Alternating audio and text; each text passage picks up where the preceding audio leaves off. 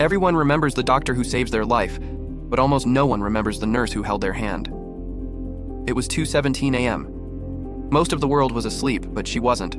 She wasn't just a nurse, she was Hope in scrubs. A patient in his early 30s gasped in pain, pleading, "Please, don't leave me alone." She squeezed his hand firmly and replied, "I'm here. I'm not going anywhere." She warmed his soup, fixed his blanket, and checked his vitals every 10 minutes. She was his lifeline in the quiet hours of the night. The next morning, a wealthy visitor walked in. Expensive suit, loud ego.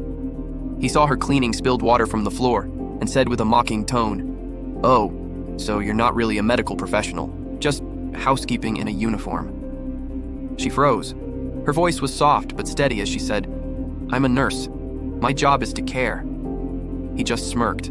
Right, a nurse, not important.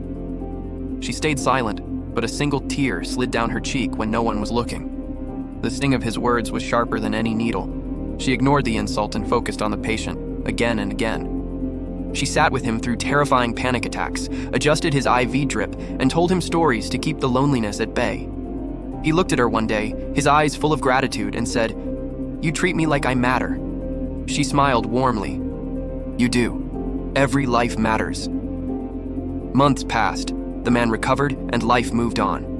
1 year later, she stood in a new hospital lobby, not as a nurse but interviewing for a private care coordinator position. A familiar voice called her name.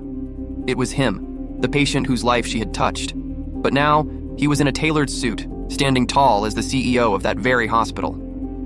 "I've been looking for you," he said, his voice filled with emotion. He shook her hand with a respect that felt like a long overdue apology.